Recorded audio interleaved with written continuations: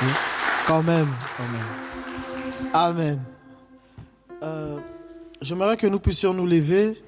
Nous allons appeler Marien qui va nous parler ce matin de la part du Seigneur. Est-ce que nous pouvons nous lever et prions aussi pour la parole. Prions pour cette parole. Seigneur, nous te bénissons, nous te rendons grâce. Tu es digne d'élévation. Merci pour ton serviteur. La Bible dit que nous sommes entre tes mains comme des flèches. Et Seigneur, merci parce que tu t'es choisi, Marien, pour nous apporter ton conseil. Que cette parole, Seigneur, soit dans nos cœurs une sémence qui ne périt jamais et qu'elle apporte à notre vie ce qu'elle doit apporter. La Bible dit qu'à Éphèse, la parole croissait et prévalait en force et en puissance. Et la même Bible nous dit que tout ce qui a été créé par la parole. Qu'elle bâtit nos vies et qu'elle nous apporte, Seigneur, tout ce qu'il y a de meilleur. Et que nous rendons encore témoignage parmi tant d'autres que ta parole est puissante et vérité. Au nom de Jésus, Amen. Merci.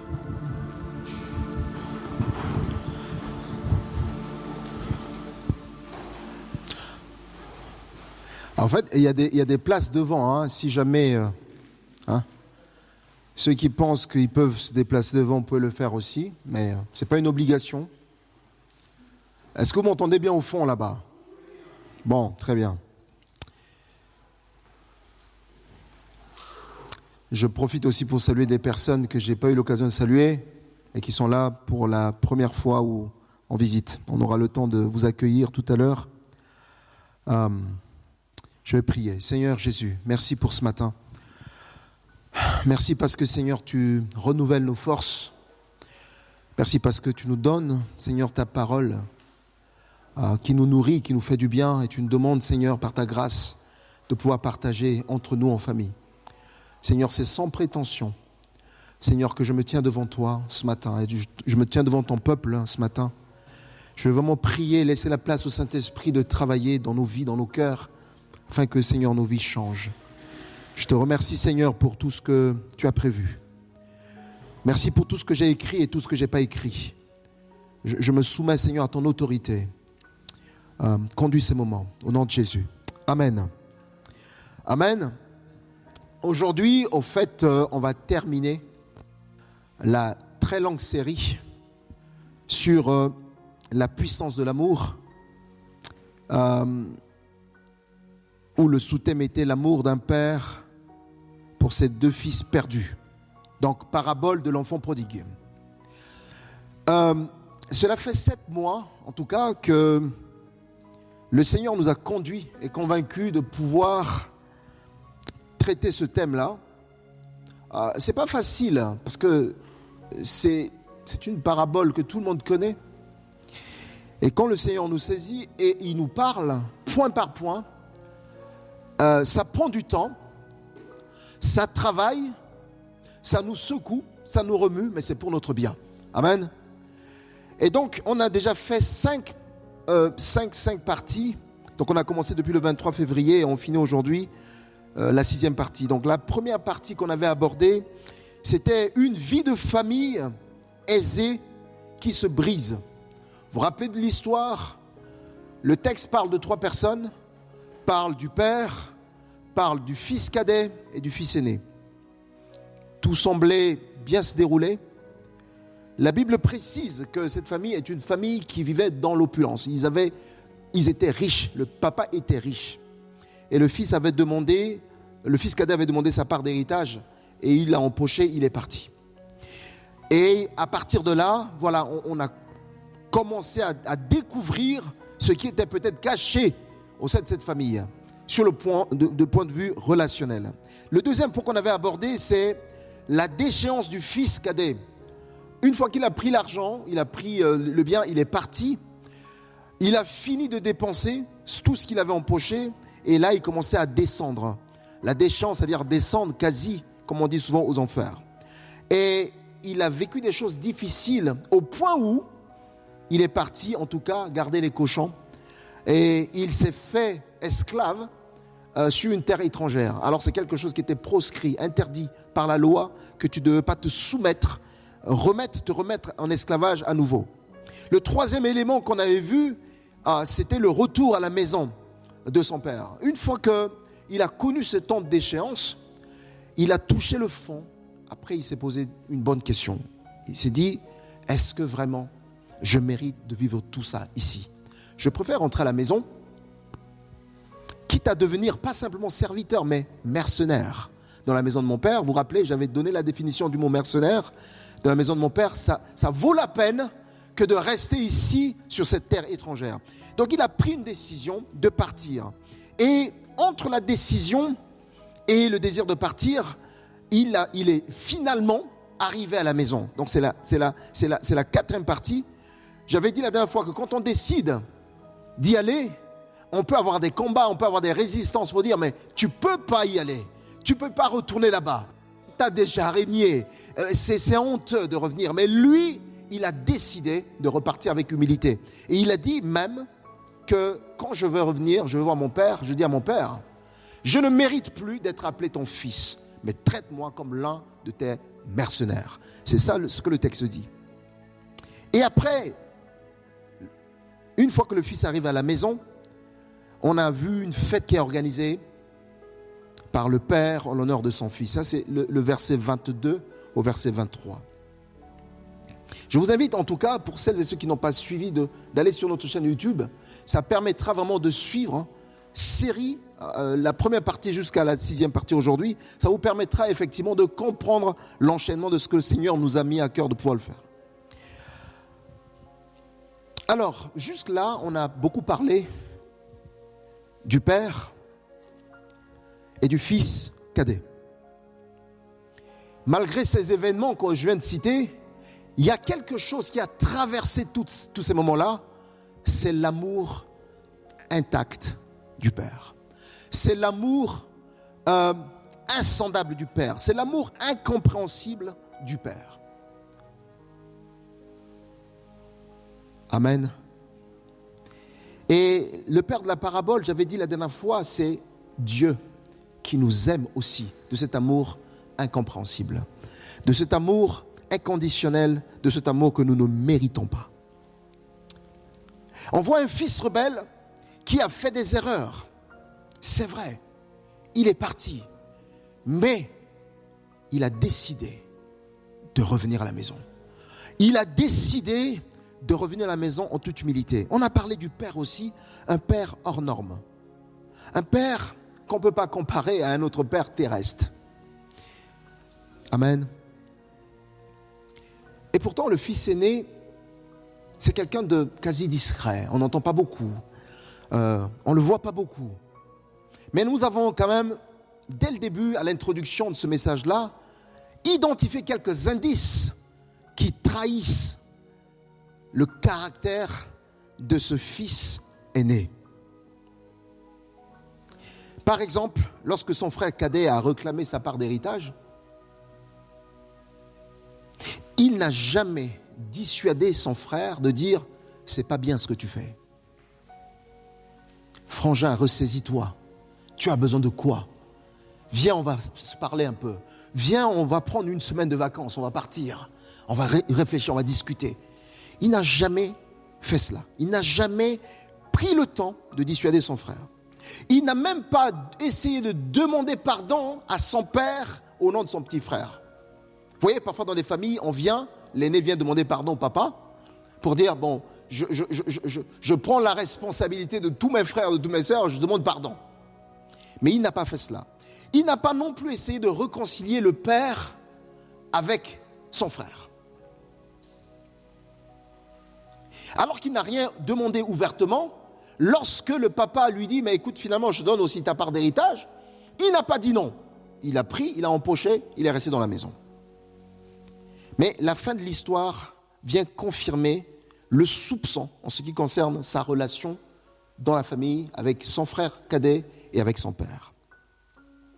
Aujourd'hui, nous allons parler de ce frère aîné, ce frère mystérieux. La 6e partie, on va parler de l'amertume du fils aîné. J'avais déjà donné un message il y a 1 an ou 2 ans sur l'amertume, ce qui est toujours sur notre chaîne YouTube, que vous pouvez suivre. Mais là, on va en parler, parce que c'est de ça qu'il s'agit.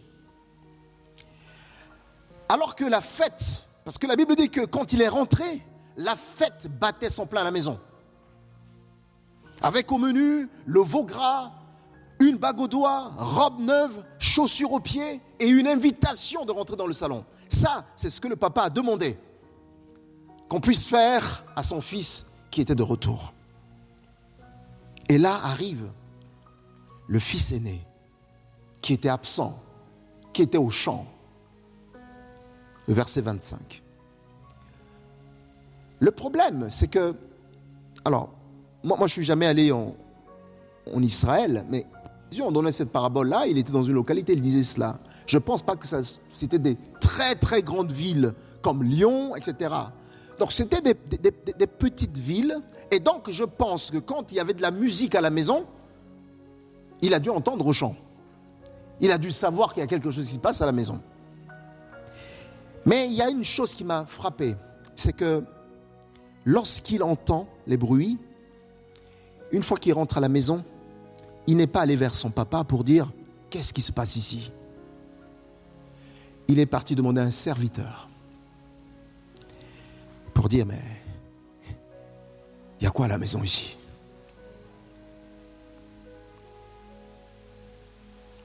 Sur la forme, on peut dire oui, la relation peut-être avec son père était sans doute respectueuse et apaisée. Mais le récit de Jésus ici va démontrer que du côté de ce fils aîné, elle n'était pas l'expression, en tout cas, d'un véritable amour filial. Parce que s'il y avait vraiment une relation avec son père, déjà, je veux dire, quand tu es fils à la maison et qu'il y a la fête à la maison, parfois tu ne te poses pas la question. Tu viens, tu te chantes, tu te jettes dans la fête et tu comprendras plus tard. Et surtout si tu as tellement travaillé la journée, tu es fatigué, tu entends le bruit, tu laisses les houes, les machettes, etc. Tu vas à la maison, tu rentres dans la fête. Tu fais la fête, tu ne sais même pas qu'est-ce qui se passe. Tu fêtes, tu danses avec tout le monde et après tu dis « Ah, qu'est-ce qui se passe ?» Mais lui, il est venu sur les pointes des pieds, furieux. Il dit « Qu'est-ce qui se passe ?» Il ne demande pas au père, il demande au serviteur. Le verset 17, bien sûr, le serviteur va répondre. On lui a posé la question.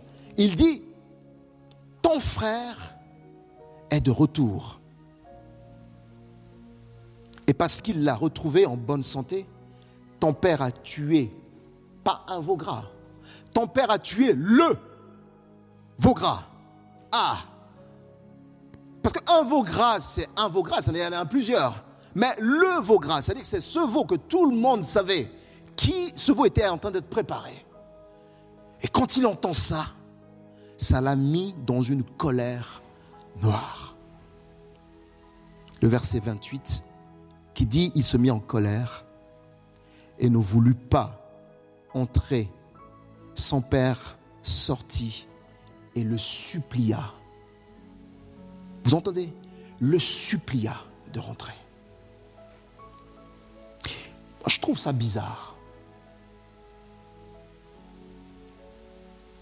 Même ceux qui vivent en France, si ça fait longtemps que tu n'as pas vu ton frère ou ta cousine, quand vous vous voyez, ce n'est pas de cette manière-là.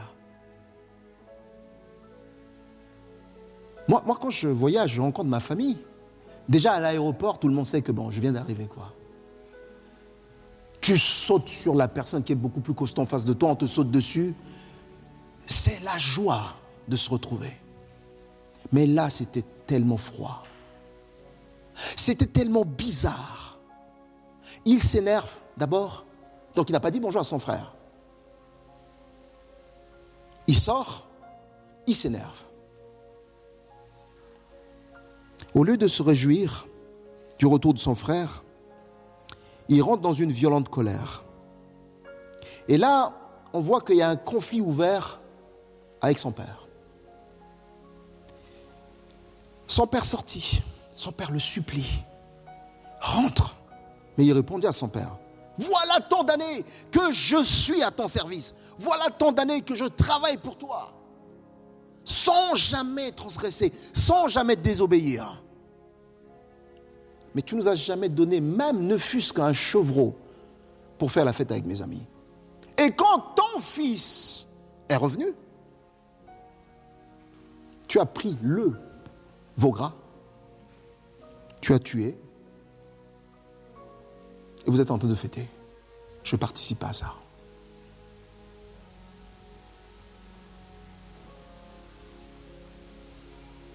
Wow. On peut dire, enfin, l'abcès est crevé. Là, on a compris, on a vu le vrai visage de qui était ce jeune homme. Si le fils cadet avait fait souffrir son père en demandant sa part d'héritage pour partir, eh bien, l'affront que subit le père, et pire encore devant les serviteurs, et surtout les invités, était vraiment une humiliation terrible. De voir un fils qui défie l'autorité de son père devant les invités. Ça ne se fait pas. C'est vraiment choquant, parce qu'un fils bien éduqué ne peut pas parler ainsi à son père. Et surtout pas devant les gens. En tout cas, c'est ce qu'on m'a dit. Et même s'il était le fils aîné, même s'il ne s'est pas comporté comme son frère cadet, mais il n'avait pas le droit de pouvoir se comporter de la sorte. C'est vrai qu'il se peut que ceux qui l'écoutaient, peut-être qu'il y avait certains serviteurs qui étaient d'accord avec lui. Qui disent, ouais, mais bon, quand même, c'est trop. Parce qu'il y a souvent des serviteurs qui se mêlent de l'histoire de la famille. Ouais, mais c'est trop quand même. On a été ici, on a eu machin, etc. On a souffert. Et voilà, il arrive. Et puis on nous demande encore de pouvoir l'apprêter pour faire la fête. Et peut-être les gens qui écoutaient Jésus se disaient, oui, mais il a raison. Il a raison. Parce que l'accueil offert par le Père à son petit frère était réellement inconcevable à leurs yeux. Mais ce qui est triste ici, c'est que le fils aîné n'a absolument rien compris à l'amour de son père pour lui. La remarque que je veux faire ici, c'est que si le fils cadet était prêt à devenir quelqu'un, un mercenaire dans la maison de son père, on se rend compte que le fils aîné, lui, il était déjà mercenaire dans la maison de son père. Parce qu'il ne se considérait pas comme le fils de la maison, mais se considérait aussi comme un mercenaire dans la maison de son père. Pourtant, il était resté à la maison.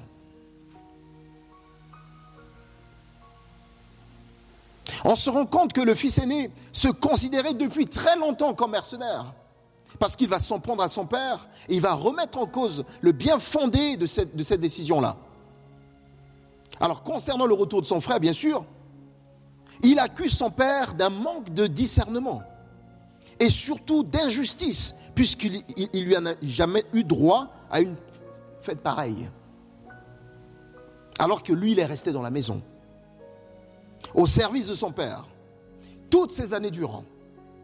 Le fils cadet était esclave à l'étranger, au milieu des cochons. Mais le fils aîné, lui aussi, est esclave de lui-même, esclave de son aveuglement, puisqu'il n'a pas été capable de comprendre combien son père l'aimait. Et qu'il l'aimait tout autant que son frère cadet. Il dit à son père, on parle de son frère, mais quand ton fils est arrivé, celui qui a mangé ton argent avec les prostituées, ça je n'avais déjà parlé. Personne, la Bible dit qu'il a dilapidé l'argent dans la débauche. Mais la débauche ne veut pas dire aller avec les prostituées. J'avais déjà parlé de ça, mais je ne reviens pas dessus. Et personne n'avait pris une vidéo pour envoyer à ce monsieur-là. Il n'y avait pas de WhatsApp. Hein? Donc il n'avait rien reçu. Et là, il reste dans les supputations. Il dit voilà, il n'a plus rien. Donc, il a fini l'argent avec les prostituées.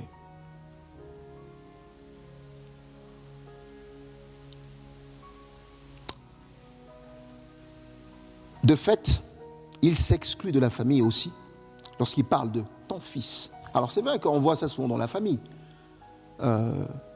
Quand parfois l'enfant réussit, le papa est fier, il dit « Ah, c'est mon fils ». Et quand ça ne marche pas, il regarde la femme et dit « Ton fils a fait ceci ». Depuis la nuit de temps, ça a été toujours comme ça. Ok? Mais le fils aîné ayant touché aussi sa part d'héritage, lui aussi, il décline toute participation à la vie de ce qu'est pourtant sa propre maison, puisqu'il est l'héritier de cette maison. Parce que c'est le fils aîné qui a plus de parts que son fils cadet, que son frère cadet. Et c'est bien la preuve qu'il est lui aussi esclave et qui a besoin de retrouver la communion avec son père. Il a besoin de retrouver une relation, une bonne communication avec son père. La question c'est que, est-ce que c'est un père laxiste, un père sans défense, ou bien un père rempli d'amour? Une fois encore, le père, ici de la parabole, étonne. Il étonne par sa réaction. Il aurait pu se défendre. Il aurait pu réprimer durablement ou fortement son fils aîné parce qu'il lui a manqué de respect en public. Il aurait pu lui demander, écoute, maintenant tu viens, tu présentes ton excuse, tu présentes moi tes excuses en public, et puis tu rentres maintenant, tu ne discutes pas, tu fais la fête comme tout le monde. Il aurait pu faire ça. Mais le père n'a pas fait ça. Il va combler son fils de beaucoup d'amour. Une fois encore, voilà un père qui nous étonne, qui nous surprend par l'élan de son amour. Les auditeurs de Jésus ne pouvaient ne pas avoir en ce moment en tête l'exemple de la faiblesse du roi David à l'égard de ses enfants. Vous pensez à Absalom, une faiblesse qui avait provoqué quasi une guerre civile en Israël, de Samuel chapitre 13 jusqu'au chapitre 19. Je pense que les gens qui écoutaient Jésus à ce moment-là, ça leur traversait l'idée. Ils disent, mais voilà, c'est l'histoire de David qui arrive encore. Ce père-là, il manque d'autorité, il manque de discernement, c'est pas possible. Mais le père de la parabole aurait pu aussi exiger son autorité. Non, il choisit ici de couvrir son fils. C'est comme toi, c'est comme moi ce matin. Parfois, à travers notre rébellion, notre résistance à Dieu, mais Dieu continue à nous couvrir de son amour. Alors qu'un amour que nous ne méritons pas. Lorsque parfois nous dévions, lorsque parfois on résiste même au Saint-Esprit alors qu'il nous parle, on résiste, mais l'amour de Dieu continue à nous couvrir. Amen.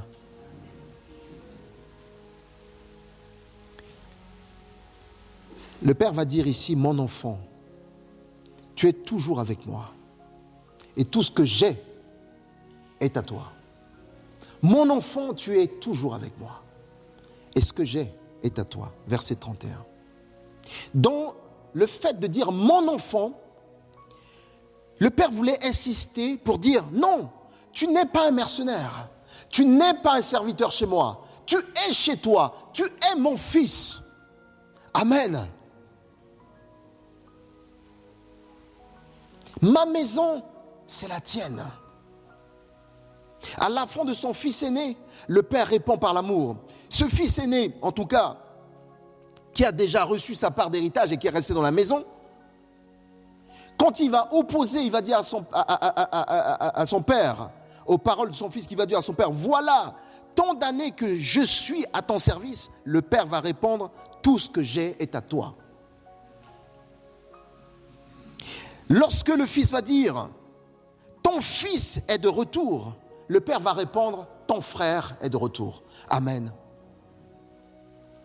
Vous savez, bien souvent, dans les églises, parce qu'on est des chrétiens, je ne vais pas parler de ce qui se passe dans le monde, on a toujours envie d'enterrer les gens vivants.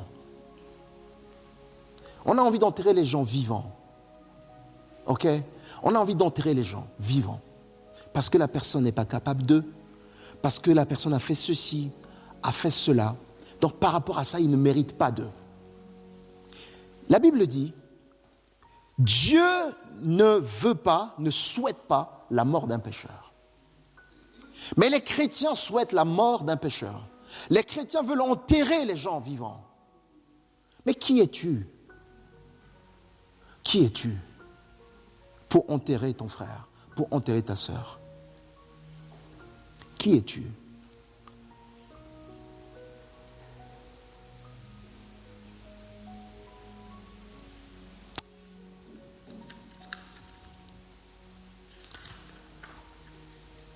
Ce que le Seigneur veut ici enseigner, c'est que la grâce seule qui a permis à ce fils qui était mort de vivre à nouveau dans la maison de son père, c'est encore la seule grâce qui offre à ce fils amer, en colère, la possibilité de retrouver la communion avec la maison de son père, avec son frère et avec son père.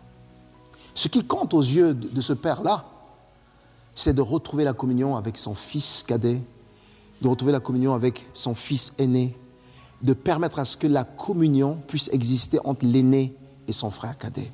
Voilà le cœur du père de la parabole. Amen. Le père de la parabole, c'est un artisan de paix. Le père de la parabole, c'est celui qui travaille à la réconciliation. Le père de la parabole, c'est celui qui ne regarde pas, qui ne s'arrête pas sur le tort de quelqu'un pour condamner la personne, mais c'est le père qui lève la tête, qui regarde plus loin pour dire, celui-ci est mon fils. Je peux le recevoir dans ma maison. Et il peut rentrer, il a le droit. Toi aussi, tu peux rentrer. Tu as le droit. Amen. Matthieu chapitre 20, verset 15. Jésus, Jésus citait la parabole des ouvriers de dernière heure. Lorsque le patron dit, je vais juste citer le verset 15, il dit, ne m'est-il pas permis de faire de mon bien ce que je veux, ou vois-tu de mauvais œil que je sois bon? Le problème, c'est que beaucoup de chrétiens refusent que Dieu fasse du bien à quelqu'un que selon leurs propres yeux, ces personnes ne méritent pas le bien de Dieu.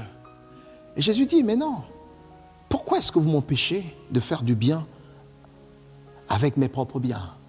Est-ce que tu vois de très mauvais œil que moi, je sois bon? Est-ce que tu vois de mauvais œil que je sois miséricordieux? Est-ce que tu vois de mauvais œil que je sois un Dieu de pardon? Que je sois ce Dieu qui restaure, ce Dieu qui élève? Vois-tu de mauvais œil cela?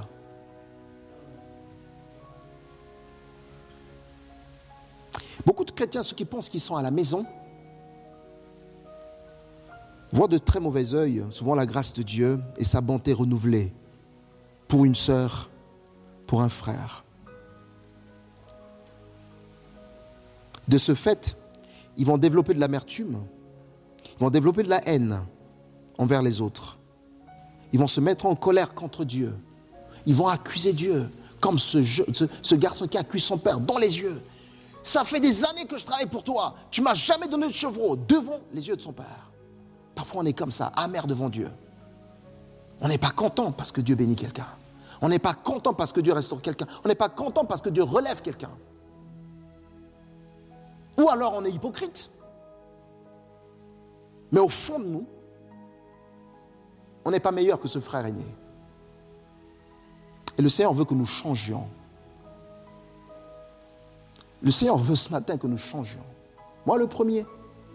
Et si vous vous sentez concerné, demandez au Seigneur de vous changer. Le chant, c'est le chant de Dieu. Il fait rentrer qui il veut. Il équipe qui il veut. Il prend un fou, il l'utilise. Amen. Dieu a dit, David, c'est l'homme selon mon cœur. Mais quand tu lis l'histoire de David, mais oui, il était selon le cœur de Dieu. Parce que c'est quelqu'un qui avait un corps repentant.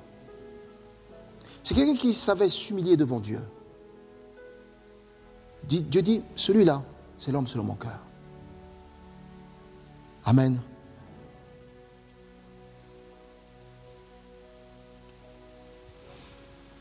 Si tu vis dans la maison, cela ne démontre pas que tu n'es pas perdu aussi. Et là, vous comprenez maintenant la reformulation de la parabole d'enfant prodigue que j'avais reformulée pour dire l'amour d'un père pour deux fils perdus. Parce que celui qui est dans la maison est tout autant perdu que celui qui est parti. Amen. Parfois on est dans la maison, on dit on est à la maison, on est clean, mais on est perdu. On peut être dans la maison, mais on est mort. Et ce matin, le Seigneur ne veut pas la mort d'un pécheur. Le Seigneur ne veut pas la mort de ses enfants. Le Seigneur veut nous changer. Psaume 115, verset 3, il dit « Notre Dieu est au ciel, il fait tout ce qu'il veut. » Pas de chance. Pas de chance pour nous. Il est au ciel, il fait tout ce qu'il veut. Parce qu'il fait tout ce qu'il veut. Et si on pense qu'on aime Dieu, acceptons tout ce que Dieu fait. Amen.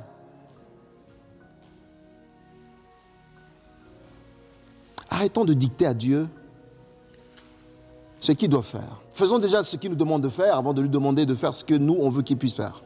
Amen. Il y a tellement de choses que Dieu nous demande de faire. Faisons-les d'abord. On voit ici 2 fils. Rappelons que Jésus faisait pas cette parabole en France. Ce n'était pas en France que Jésus faisait la parabole. C'était en Israël. On voit 2 fils ici, mais le même aveuglement. On voit 2 jeunes hommes de la parabole, bien sûr qui sont différents, mais aucun de 2 n'était capable, au début de l'histoire, de jouir de l'amour du Père. Ils étaient dans la maison, l'amour était là, mais personne n'avait réellement profité. Cet amour les ennuyait au point où le fils dit « mais moi je vais partir ». En fait, cet amour, pardonnez le terme, commence à me gonfler, donc je pars. C'en est trop. Tous les 2, et le frère aîné qui est resté, il ne profitait même pas de cet amour-là. Il y a un qui est courageux qui est parti, mais l'autre qui a manqué de courage qui est resté. Amen. Ces 2 fils, en tout cas, on voit les 2 frères qui sont mis en présence de l'amour et la grâce de ce Père qui les aime tant. Ces 2 fils ici, quand Jésus parlait à ses auditeurs, c'est d'abord avant tout à l'image du peuple d'Israël, en tout cas de ses contemporains qui l'écoutaient. Ce peuple qui était rebelle, qui a sombré depuis plusieurs temps, qui sombrait dans l'impureté, loin de la maison de son Dieu, à laquelle il a tourné le dos. Et donc on peut lire Ésaïe chapitre 30 verset 9 qui dit « Car c'est un peuple rebelle, ce sont des enfants menteurs, des enfants qui ne veulent point écouter la loi de l'Éternel. » Ésaïe 65 verset 2 à 4 « J'ai tendu mes mains tous les jours vers un peuple rebelle qui marche dans une voie mauvaise au gré de ses pensées, vers un peuple qui ne cesse de m'irriter en face, sacrifiant dans les jardins et brûlant de l'encens sur les briques, qui fait des sépulcres. Sa demeure et passe la nuit dans les cavernes, mangeant de la chair de porc et ayant dans ses vases des mains impures. Donc, quand Jésus parlait comme ça, première image, Jésus parlait effectivement à ce peuple-là, qui était rebelle, qui a sombré dans l'impureté et qui a tourné le dos au Seigneur. Deuxième image de ce que Jésus voulait faire comprendre à son auditoire, c'est aussi l'image de ce peuple qui, au temps de Jésus, vivait à l'ombre du temple de Jérusalem, la maison du Père de la parabole, mais soumis comme esclave à la loi de Moïse et surtout à la dureté légaliste des pharisiens qui, eux, tordaient le sens de la loi révélée alors que celle-ci n'avait pour objectif que de conduire à la grâce et à l'amour de Dieu. Amen. On pouvait s'arrêter là pour dire, ok, la parabole ne nous concerne pas. Mais écoutez, pour nous en France ici ce matin à Roanne, nous pouvons également dire que les 2 fils sont également l'image de l'humanité qui se perd dans l'impureté de ses péchés parce qu'il vit loin de Dieu. Mais alors que faire pour celui qui vit dans la maison? Ça, c'est la grande question qu'on doit se poser. Luc chapitre 15, à partir donc de versets 4 à 5, la parabole commence avec 2 images. On parle d'une brebis égarée, donc c'est celle qui a quitté la maison, qui a quitté en tout cas l'enclos, qui est partie se perdre. Et dit, ce berger-là, il est capable de laisser en sécurité les 99 pour aller chercher celle qui est partie loin et la ramener.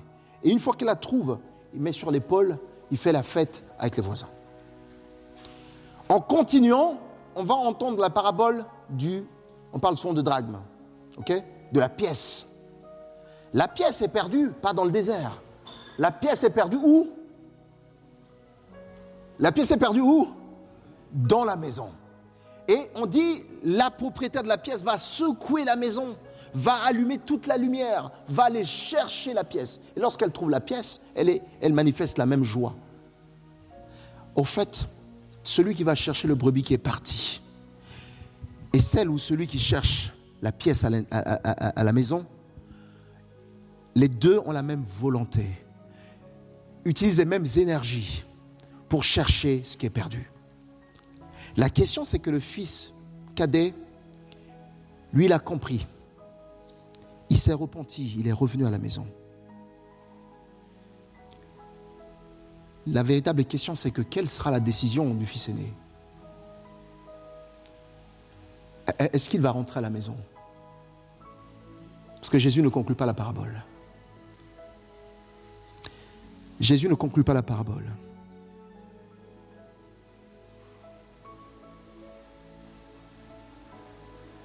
Beaucoup trop de personnes qui passent leur temps à juger les autres et à être considérées comme étant dans la maison sont aussi perdues comme la pièce. Et ces personnes ont besoin d'être retrouvées par la lumière de Dieu. Jésus-Christ est sorti pour nous supplier de revenir à l'intérieur. Comme ce père de la parabole sort supplier son fils. Il n'était pas obligé, mais il est sorti supplier. Le jeune cadet perdu, comme la brebis égarée, est revenu à la maison et s'est réconcilié avec son père. Cependant, encore une fois de plus, quelle sera la décision du fils aîné? Acceptera-t-il le message de l'amour et de la grâce offerte par son père?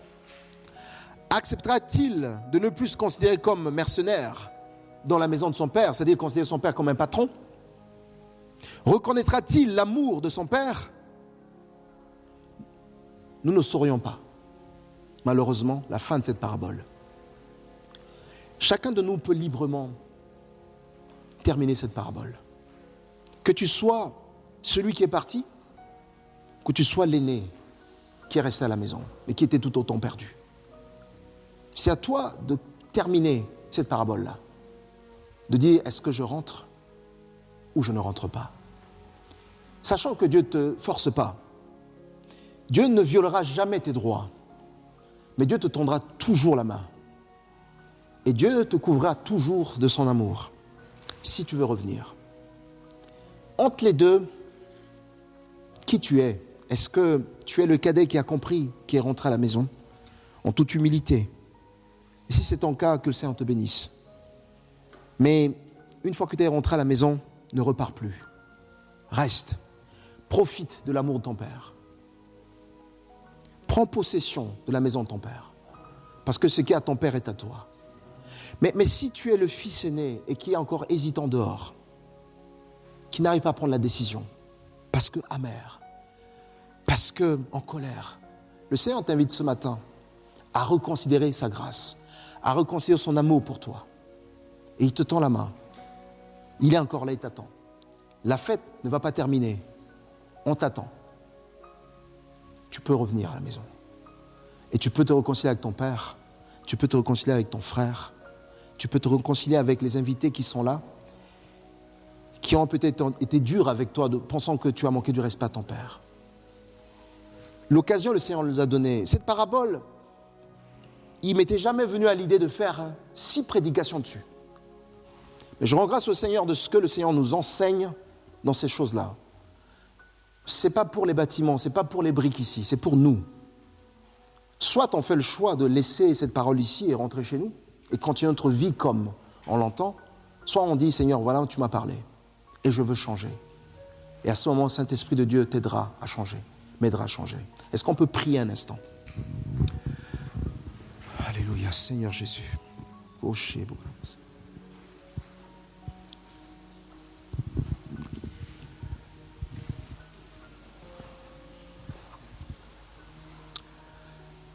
Seigneur Jésus, tu ne nous as pas appelés à l'activisme. Tout comme, Seigneur, le papa de cette parabole n'a pas appelé son fils aîné à l'activisme. Il n'avait pas besoin, Seigneur, de prouver à son père qu'il méritait d'être le fils du Père. Seigneur, ce matin, je suis là, devant ta face, avec mes frères, avec mes sœurs. Peut-être, Seigneur, ce matin, tu nous as parlé en tant que le fils cadet. Et merci parce que nous sommes revenus à la maison. Et nous voulons, Seigneur, prier pour que tu nous gardes dans la maison. Nous ne voulons plus repartir. Nous voulons, Seigneur, rester dans la maison pour saisir et profiter pleinement de l'amour que tu as pour nous en réserve.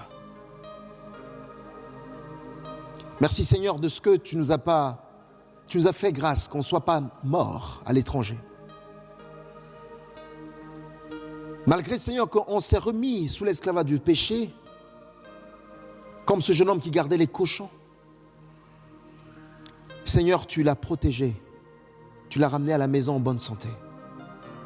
De la même manière, Seigneur, tu nous as protégés et tu nous as ramenés en bonne santé. Seigneur, donne-nous à travailler à notre salut.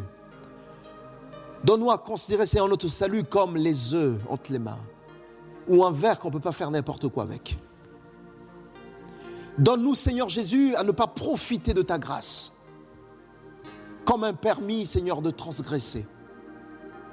Mais donne-nous, Seigneur, à considérer ta grâce comme une bénédiction qui nous ressort une fois et qui nous permette, Seigneur, de considérer le bonheur d'être avec toi. Maintenant, Seigneur, si nous sommes là ce matin comme le fils aîné, rempli d'amertume, rempli, Seigneur, de mauvaises intentions, Seigneur, je veux prier que tu viennes maintenant nous changer. Seigneur, que nous voyons de bon œil ce que tu fais dans la vie de nos frères. Que nous soyons les premiers à fêter avec toi, à danser jusqu'au matin parce que, Seigneur, un frère est revenu. Parce qu'une sœur est revenue à toi. Seigneur, donne-nous à échanger nos lunettes avec les tiennes. Viens changer nos cœurs. Nous voulons te connaître. Nous voulons te connaître, Seigneur, pas de manière intellectuelle, mais nous voulons, Seigneur, que tu puisses, Seigneur, descendre en nous, afin que nous épousions ton caractère. Pardon, Seigneur, peut-être à cause de nous, il y a des frères qui sont éloignés de ta grâce et de ton amour. Père, je demande pardon. Fais de nous, Seigneur, des personnes gracieuses, des personnes qui ont été sauvées par grâce, qui peuvent accepter les autres aussi par grâce. Donne-nous, Seigneur Jésus, à être rigoureux lorsqu'il le faut, mais remplis nos cœurs, Seigneur, d'amour et de grâce. Nous te bénissons, Seigneur. Merci pour ton Église que tu bâtis. Merci pour chacun de nous ici. Guide nos pas, conduis nos pas. Parle-nous, enseigne-nous par ton Saint-Esprit. Nous voulons te connaître encore davantage. Nous voulons te connaître encore davantage. Nous voulons te connaître encore davantage, Seigneur. Construis-nous. Construis-nous, Père. Au nom de Jésus. Amen.